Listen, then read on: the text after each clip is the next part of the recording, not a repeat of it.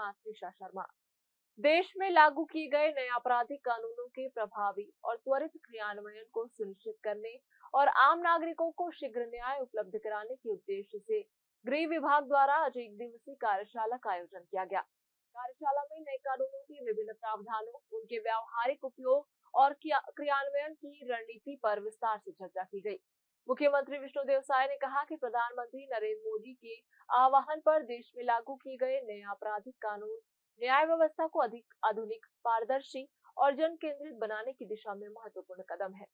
उन्होंने कहा कि इन कानूनों का उद्देश्य पीड़ितों को त्वरित न्याय दिलाना और अपराधों की प्रभावी जांच सुनिश्चित करना, साथ ही न्यायिक प्रक्रिया को सरल और समयबद्ध बनाना है।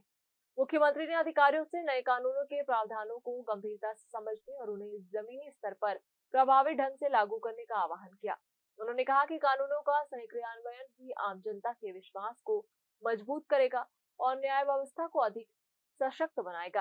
कार्यशाला में गृह विभाग, पुलिस प्रशासन, अभियोजन विभाग और न्यायिक प्रक्रिया से जुड़े अधिकारियों ने भाग लिया और नए आपराधिक कानूनों के सफल क्रियान्वयन को लेकर अपने सुझाव साझा किए।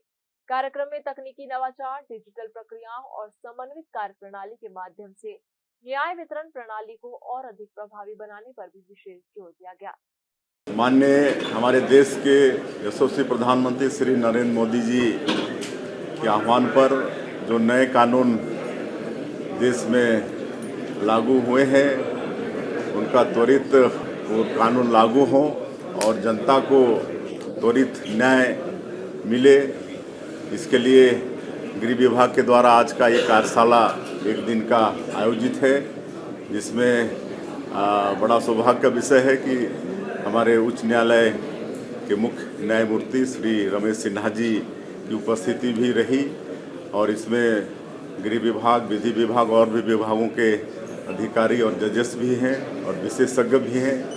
ये विभिन्न सत्रों में कार्यशाला चलेगा और निश्चित रूप से छत्तीसगढ़ में भी जो नए कानून है, बीएनएस है, वो सुचारू रूप से यहाँ पर और चलेगा, तेजी से चलेगा।